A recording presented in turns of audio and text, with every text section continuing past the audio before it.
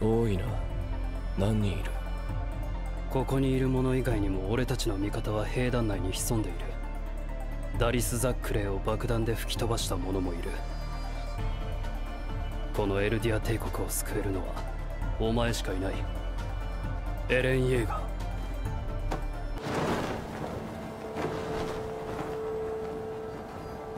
ジークの居場所を特定する。Yo man, Scandi, how are you? Today man, fine thanks. Aujourd'hui on se retrouve pour la review, l'analyse de cet épisode 19 qui est, à mon sens, hein, après vous faites ce que vous voulez, mais qui est pour moi le meilleur, enfin un des meilleurs épisodes de ce manga en fait. Franchement il y en a eu plein, hein. Franchement Reiner qui se transforme, l'épisode 14 de la saison 4, il y a eu beaucoup d'épisodes incroyables dans SNK, mais franchement celui-là dans cette saison 4 il est franchement incroyable. Il est franchement incroyable. C'est voilà, dans les 3 épisodes qui sont sortis c'est le meilleur, et vous expliquer pourquoi Falco. Et ça, là on a affaire vraiment à un génie. Franchement, je le dis tout le temps, mais plus je le dis, en fait, plus les épisodes passent et plus ça me conforte dans l'idée que c'est vraiment un génie ce mec, c'est pas possible. Avant de venir au cas Falco, parce que c'est très bien que voilà, Falco my boy, juste le titre de cet épisode, l'aîné et le cadet. Si moi au début, j'avoue, je vous cache pas, hein, j'ai pas compris le titre quand l'épisode a commencé. Quand je vois l'aîné et le cadet, je me dis bon, ok, il y a des ok, je vois pas où tu vas en venir, mais quand tu regardes l'épisode, tu vois très bien qu'il y a 3 fratries dans cet épisode. T'as la fratrie, la première, la plus évidente, Sig et Eren. Ok. T'as la deuxième, Marcel et Porco. Et t'as la dernière, Cord et Falco. Et dans ces 3 épisodes, t'as ces 3 fratries là qui rentrent en contact, qui rentrent en interaction. D'un côté, t'as Marcel qui s'est sacrifié pour son cadet, Porco lui-même après se sacrifier. T'as Sig qui, bon, même si voilà, il fait un peu ce qu'il veut, mais en tout cas, Sig, j'ai l'impression qu'en tout cas, il est sincère dans sa relation avec Eren. Il veut vraiment le sauver de quelque chose. Et enfin, t'as Cord et Falco qui, voilà, Cord et Falco, vraiment Cord.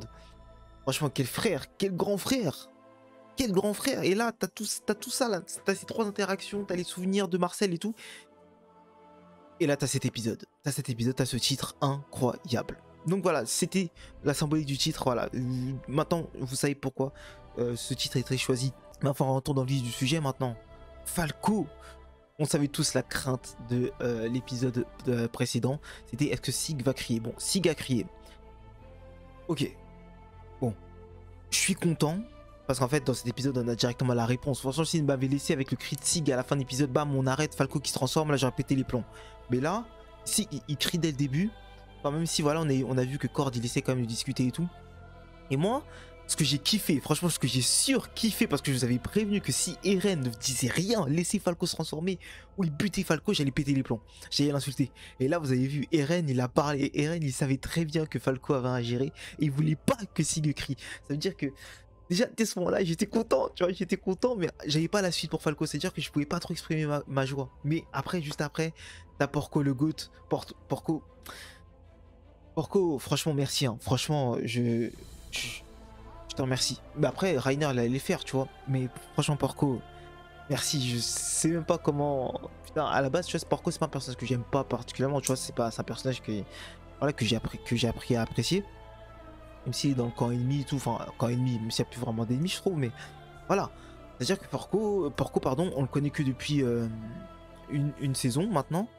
Et voilà, je te remercie Porco, parce que franchement ton sacrifice pour Falco My Boy, voilà, il est incroyable, il est franchement incroyable. En fait dans cet épisode, il y a tellement de choses qui se passent, c'est pas possible. Ce n'est pas possible, franchement. Merci Porco, franchement je te remercie, paix à ton âme, franchement en plus tu pars comme un héros, tu pars vraiment comme un GOAT, meurs digne, meurs comme un homme. D'ailleurs je vais en revenir sur un autre fait, mais restez jusqu'à la fin de cette vidéo pour connaître ce que j'ai vu. Pourquoi Levi, je vous dis, hein, tous ceux qui sont pas manga reader, ceux qui lisent, ceux qui regardent que l'anime, restez jusqu'au bout de cette vidéo, parce que cette vidéo va être extrêmement longue, je sais qu'elle va être longue. Mais restez vraiment jusqu'au bout parce que j'ai quelque chose à vous dire sur Levi et c'est vraiment très important. Donc restez jusqu'au bout. Ensuite donc t'as Sig qui crie. Bon après on a forcément Pixie, Snile et tout qui se transforment. Voilà, j'ai bien aimé moi la partie où voilà, on voit Pixis boire son dernière goutte d'alcool et qui capte qu'en fait voilà, ça y est, il va crever. J'ai bien aimé, même si voilà, on sait pas à quoi il ressemble en titan, je sais pas si on l'a vu ou aperçu, je sais pas, j'ai pas fait, j'avoue que j'ai pas trop fait gaffe à ce genre de détails. Mais voilà, j'ai bien aimé cette partie-là. Autre fait marquant de cet épisode, c'est vraiment Gabi. Gabi, je lui en veux pas du tout à Gabi. Franchement, si vous pensez que je vais sauter sur Gabi parce qu'elle a tiré sur Eren, pas du tout. Gabi, j'en veux pas, elle est dans son rôle, elle est dans son élément. Gabi, je t'ai déjà pardonné depuis très longtemps. Enfin, depuis très longtemps, non, depuis une semaine. Mais en tout cas, ce qui se passe, c'est que je m'attendais pas du tout à ce qui se passe ça en fait. C'est-à-dire que dans tous les scénarios possibles, franchement, de tous les scénarios possibles, qui se passe ça. Franchement, le fait que Gabi shoot Eren, balle dans la tête, enfin balle dans la nuque, la tête elle vole, je ne m'attendais pas du tout à ça. C'est-à-dire que, encore une fois, j'ai imaginé des milliers de scénarios, mais celui-là, je ne l'ai pas du tout imaginé. Et donc là, en fait, t'as le flashback. T'as le flashback de Eren et Sig. Et donc, ils reprennent un petit peu la scène qu'on a vue de la partie 1. Mais à la fin, en fait, c'est à la fin, au moment de lancer de balle, moi j'ai directement compris qu'au moment où Eren il rate le ballon, c'était pour moi la confirmation. C'était vraiment la confirmation que Eren il avait un autre plan en tête. Et en fait, j'avais pas remarqué dans l'épisode, mais que Sig en fait avait remarqué. En fait, Sig il avait pas juste remarqué que le fait qu'Eren rate le ballon, parce que ça il l'a vu, tu vois. En fait, il avait fait un regard en mode putain merde. À quoi il joue? En gros, lui aussi, en fait, Sig, il a réagi un peu comme nous. C'est-à-dire qu'en gros, il a vu, quand il a vu Eren faire ça, il a compris que Eren n'était pas vraiment cordé à 100%. Et après, on a une sorte d'arrêt sur image. Là, on a le monde qui se met en pause. Et là, on a un défilé d'images. On a un défilé de... Voilà, on a tous s'y croise, on a des souvenirs, on a des... Voilà. Et donc là, je vais revenir un petit peu sur ça, sur ce passage-là. Alors, je vais pas vous faire une analyse vraiment détaillée à 100% de ce qu'on voit dans ces trucs-là, parce que encore une fois, ça passe très très vite. Il y a des scènes qui passent assez vite, mais je vais vous revenir sur des points qui m'ont vraiment intéressé, sur des trucs où moi j'ai assez réfléchi. La première chose qui m'intrigue, c'est que j'ai l'impression qu'on voit des choses. En fait, c'est tout plein de souvenirs qui sont en train de, voilà, qui sont en train de nous revenir en fait, enfin qui sont en train de se, je sais pas comment dire, mais en gros. L'axe, en fait, c'est comme si, en fait, voilà, en gros, imaginez mes doigts. Donc voilà, tout ça, ce sont des chemins, et en fait, tout ça, c'est en train de converger vers un point. Et le point, c'est l'arbre du pouvoir. On est d'accord? On est d'accord sur ça? Ok. Et en fait, donc, ce qu'on voit pendant ces flashbacks, enfin, pendant le passage là, en fait, c'est tout plein de chemins, en fait. D'accord? Et donc, du coup, dans ces chemins-là, on aperçoit plusieurs choses. Premièrement, la chose dont je vais vous dire maintenant, c'est la chose que je vois dans les chemins, et c'est la chose qui me confirme. C'est la chose qui me confirme que Levi est en vie. Levi est en vie. Pourquoi? Parce que 1, 2, 3. Cette image me confirme à 100% que Levi est en vie. Regardez ce personnage qui est juste ici. C'est Levi. Alors ils sont dans un sorte de sauna. Je sais pas pourquoi. Au milieu il y a Reiner. Et sauf qu'à côté de Reiner, on aperçoit Jean. Et c'est Jean avec la coupe qu'il a maintenant. Enfin, je pense que c'est Jean en tout cas. Mais en tout cas, c'est Jean avec la coupe qu'il a maintenant. Ça veut dire que cette scène-là qu'on voit, je ne l'ai jamais vue. C'est-à-dire qu'elle n'est pas encore passée dans l'anime en tout cas. Et donc du coup, ça veut dire qu'elle arrive en fait. Et donc si elle arrive, cette scène-là, parce qu'en fait dans les chemins, ce que j'ai oublié de vous dire en fait, c'est que dans les chemins, il y a le passé et le présent. C'est-à-dire que là en fait on a vu un bout du futur. C'est-à-dire que... non, j'ai dit quoi? Il y a le passé et le présent? Non, il y a le passé et le futur. Donc du coup, ce qu'on voit là clairement, c'est clairement le futur. Donc on voit Levi clairement, je sais pas comment il va faire. Pour moi c'est l'injection. Je sais pas comment il va s'en sortir, mais pour moi c'est l'injection. Mais au moins on a la certitude à 100% que Levi est encore en vie. Ou du moins bah voilà, est encore en vie dans les prochains épisodes quoi. En tout cas, il va se relever de ses blessures. Et moi je suis super content parce que je ne vous cache pas que j'aurais été extrêmement énervé si Levi était mort à ce moment là. Pourquoi? Parce qu'en fait le truc c'est que tout le monde est parti, tout le monde a eu une belle fin. C'est-à-dire que tous les personnages on va dire assez importants ont eu une belle fin. Erwin a eu une belle fin. Mickey a une belle fin. Même des personnages, même des membres du bataillon d'exploration ont eu une assez belle fin et ils sont morts en héros. Porco, regardez même dans cet épisode, Porco, personnage qu'on connaît que depuis une saison, a eu une fin incroyable.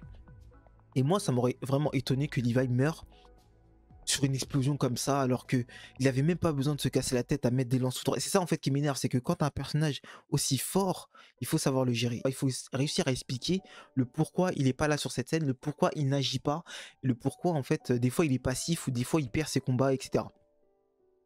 Et donc du coup, moi, le truc de l'explosion, pour moi, c'est beaucoup trop simple parce qu'encore une fois, Levi, il n'était pas obligé de faire ça.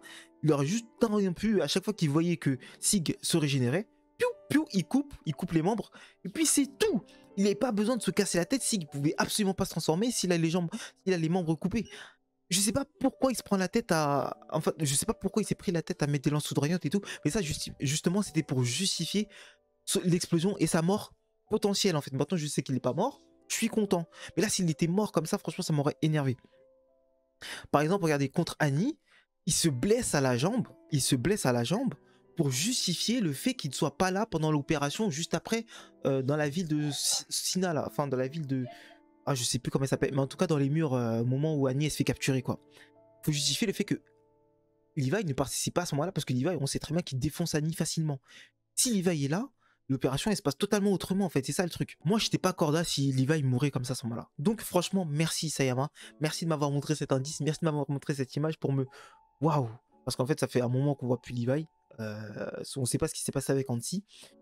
Et waouh, franchement merci beaucoup, je suis rassuré. Au milieu on voit Rainer, donc c'est à dire que Rainer aussi va rester en vie. On voit Jean, c'est-à-dire que Jean aussi va rester en vie. Aussi en haut, on voit d'autres personnages.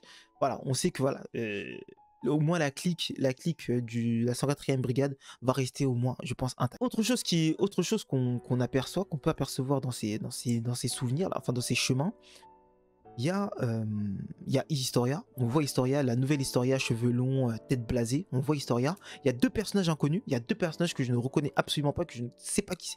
Je ne sais pas qui sont ces personnages. En tout cas, c'est sûr et certain. Ensuite on aperçoit Grisha, etc. Mais je pourrais pas trop vous dire pourquoi, etc. Parce que j'avoue, il faudrait que je me pose et que je réfléchisse vraiment pour pouvoir sortir une théorie de tout ça. Au bout de ces chemins là, on a l'axe. Et la personne en fait qui sort de cet axe là, c'est une fillette aux cheveux, une fillette blonde, celle qui soignait Sig en fait. Vous vous rappelez tous, celle qui a soigné Sig. Mais le truc c'est que c'est une fillette, c'est une petite fille blonde déjà. Et c'est une fillette en fait, je sais pas, on peut lui estimer elle a quel âge, mais en tout cas c'est une petite fille. Sauf que je vous rappelle que nous, de l'histoire qu'on a, Ymir, c'est une petite fille, enfin c'est une fille déjà, ok, qui a réussi à accéder au pouvoir de Titan, d'accord. Et dès qu'elle a accédé à ce pouvoir de Titan là, elle a vécu 13 ans. 13 ans puis elle est morte, d'accord. Ça c'est l'information qu'on a. Sauf que la petite fille là, à quelle heure, enfin je sais pas, je sais pas quel âge elle a. Tu vois, je sais pas quel âge elle a, mais je sais que au moins, si c'est Ymir, je sais que minimum, elle a vécu 13 ans. Minimum, d'accord. Elle a vécu 13 ans. Or, je crois que 13 ans, c'est l'âge à peu près de... Enfin, je sais pas, ils ont quel âge Falco à peu près, mais c'est l'âge à peu près de Falco. Sauf qu'on voit que la fillette, elle est un peu plus jeune que Falco. Donc, est-ce que c'est vraiment Ymir Fritz ou est-ce que l'histoire d'Ymir Fritz c'est vraiment vrai en fait? Parce qu'elle n'a pas reçu son pouvoir à la naissance. Elle a vécu un petit temps avant de recevoir son pouvoir. Donc, pourquoi en fait je comprends. En fait, il y a un truc qui va pas. Soit c'est une incohérence, soit je sais pas pourquoi elle est aussi jeune en fait. Si c'est Ymir Fritz, pourquoi elle est aussi jeune, sachant qu'elle a au moins vécu 13 ans, vu qu'on sait que c'est ça, vu qu'on sait que c'est le temps de... son temps de vie avant de mourir avec le pouvoir de Titan. Donc voilà, c'est la petite interrogation que je soulève. Du coup, qui est la fille aux cheveux rouges que je vois dans le trailer et que j'ai pensé c'était Ymir Fritz? Là est toute la question. Qui est cette fille? Dans les bras de sa mère ou je sais pas, dans les bras de quelqu'un qui a les jambes à moitié, brisées. Qui est cette fille? Je ne sais pas. Voilà, je pose ça là. Voilà, à vous de laisser ça en commentaire. Franchement, je parle que aux Animonly, hein. Les Animonly, laissez ça en commentaire. Je ne sais pas qui est cette fille. Autre point, donc maintenant, on va s'intéresser à l'autre partie donc, de cet épisode. C'est la partie où, du coup, Eren se réveille. On voit, il y a Sig qui est derrière, enchaîné, etc. Et donc, Sig lui explique que, voilà, il s'est pris une balle dans la tête, Gabi l'a exécuté. Et qu'en fait, Sig attend le réveil d'Eren depuis des années. Mais ça, c'est dans le monde de l'Axe. Enfin, c'est dans le monde de l'Axe. Dans le monde de l'Axe, Eren est en train de se régénérer, voilà. Sauf que moi, il y a un truc qui me turlupine là un petit peu, c'est que Sig, on le voit clairement, il a vieilli vraiment, genre, c'est-à-dire qu'il a les cheveux longs, la barbe est super longue et tout. Donc c'est-à-dire que le temps de régène de Eren dans le monde de l'Axe a été vraiment très très long. Sauf que dans le monde que nous on connaît, le monde normal, le temps de régène, j'imagine que lui est beaucoup plus court. Sauf que on a aussi l'information que c'est dans ce monde-là, dans le monde de l'Axe, que les titans sont créés, etc. Que Ymir crée les titans dans un temps infini, c'est ce que explique en tout cas Sig. Sauf que nous, dans le monde actuel, enfin dans le monde réel, les titans, ils apparaissent comme ça instantanément. Donc, là où je veux en venir, l'espace-temps entre les... Enfin, comment dire, que l'espace-temps, que le temps ne s'écoule pas de la même façon. Bon, ça vous l'aurez compris, que le temps ne s'écoule pas de la même façon dans ces deux mondes. Mais comment ça se fait? Enfin, en fait, quand ils vivent dans ce monde-là, qu'est-ce qui se passe concrètement dans le monde réel? Moi, c'est ça en fait qui m'interpelle. C'est que comment ça se fait que Ymir arrive à construire autant de titans? Par exemple, vous avez vu quand Sig écrit, tous les titans se transforment. Tous les titans se transforment, sauf que dans le monde de l'Axe, qu'est-ce qui se passe? Ymir, elle se devient charpentier, bam bam, d'un coup, boum boum. Qu'est-ce qui se passe? Parce qu'en fait, on voit qu'elle est obligée de le faire à main nue. Elle arrive, elle le fait à main nue, etc. Donc, comment c'est possible que... En fait, je sais pas comment ça... Pour la régénération, je comprends, parce qu'en fait, quand vous voyez, les titans, ils se régénèrent pas comme Cell. C'est-à-dire, il fait pas... il se pousse un bras ou comme Piccolo dans DBZ. C'est que vraiment, la régène, elle se fait petit à petit, progressivement. Là, on comprend qu'en fait, dans le monde de l'Axe, il y a Ymir qui est en train de modeler, etc., le corps petit à petit, tu vois. On comprend. Et donc, dans le monde actuel, on voit en fait la vapeur qui sort et la régène qui se fait petit à petit, très lentement. Mais sauf que quand c'est l'apparition de titans, par exemple, quand Eren il se transforme et tout, comment ça se fait que ça se fait aussi vite? Je sais pas comment ça se fait vraiment instantanément. Éclair, bam, direct. C'est ça en fait, c'est ça juste la toute subtilité que j'arrive pas à comprendre. C'est juste ça la petite subtilité que j'arrive pas à comprendre. Je sais même pas si je suis clair honnêtement, je sais même pas si vous arrivez à suivre mon raisonnement. Mais c'est la toute petite subtilité que j'arrive pas à comprendre, sachant que l'espace-temps entre les deux n'est pas pareil. Encore une fois, ce n'est pas pareil. Sachant que même on voit, Eren il a même vieilli en fait dans cet espace-temps. Eren a vieilli. Sauf que j'imagine que quand on va retourner dans le monde présent, Sig sera redevenu comme il était. Et puis Eren aussi en fait. Eren n'aurait pas pris une ride. Donc dans le monde de l'Axe, il n'y a pas ces 13 ans là. Il n'y a pas le délai des 13 ans. Tu peux vivre autant de temps que tu veux. En soi, c'est plutôt pas mal. Hein. Sachant qu'en plus, on a vu que Ymir avait réussi à atteindre ce monde-là. Ymir était dans le monde de l'Axe. Mais je sais pas comment elle en est sortie. Je sais pas ce qui s'est passé. Voilà. En tout cas, Ymir avait réussi à atteindre ce monde. Il y a encore tout plein de mystères à aller chercher, à les résoudre sur ce monde-là. Comment ça fonctionne concrètement? Parce que voilà, ça pose encore beaucoup d'interrogations. Et je vais finir en parlant de ce qui se passe à la fin de cet épisode. Donc, Eren, on a la confirmation. Voilà, là, on a la confirmation sûre et certain. Eren le dit clairement. Le plan d'éradication douce, c'était clairement pas son but. C'était lui, tout ce qu'il voulait, c'était atteindre le monde de l'Axe. Pour pouvoir utiliser le pouvoir de l'originel. Mais on ne sait même pas ce qu'il allait faire concrètement avec. J'ai pas forcément de théorie là maintenant dessus. Peut-être utiliser peut-être anéantir tout le monde avec les titans colossaux, je ne sais pas, mais en tout cas c'était le plan d'éradication douce, c'était pas son plan du tout. Maintenant on voit que Sig lui aussi avait compris que Eren était déviant, et donc il l'a berné avec les chaînes, etc. Voilà. Après encore une fois, comment Sig a fait? Parce qu'en fait Sig, je veux bien qu'à chaque fois Sig il est fort et tout, enfin il est fort, il est intelligent, etc. Mais comment c'est possible? Comment c'est possible que ce soit le seul à avoir réussi à rompre ce pacte-là, alors que normalement c'est pas possible. Normalement ce n'est pas possible. Donc, moi encore une fois, donc les prochains épisodes vont répondre à toutes ces questions-là. Et on voit qu'Eren et Sig, ou du moins Sig a une réelle envie d'aider Eren. Je sais pas comment il va faire, je sais pas comment il va s'en sortir, je sais pas ce qui va se passer après. Honnêtement, je sais pas ce qui va se passer après. C'est pour ça qu'il faut s'abonner, c'est pour ça qu'il faut nous rejoindre tous, c'est pour ça qu'il faut regarder les réactions live pour découvrir ensemble ce qui va se passer. Et peut-être, sachant que j'ai eu beaucoup de retours qui me disaient que le prochain épisode sera le meilleur épisode, sachant que là pour moi on est déjà sur le meilleur épisode. Parce que comment c'est possible de faire aussi mieux que celui-là? Voilà. Donc la review va se terminer là maintenant. J'ai hâte de découvrir la nouvelle forme de Falco, la tête de Falco.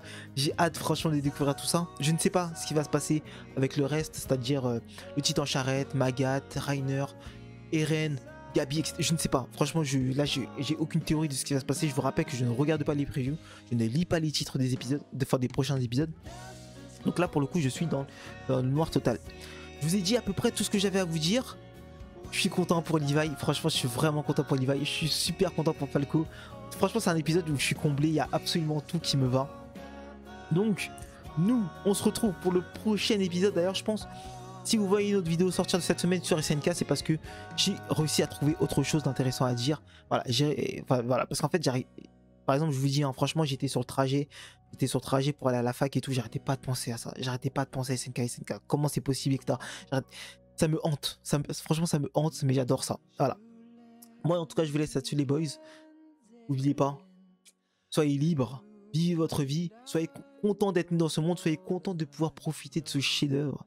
Moi je vous laisse là-dessus, c'est tout pour moi. Allez, ciao bye bye Mina.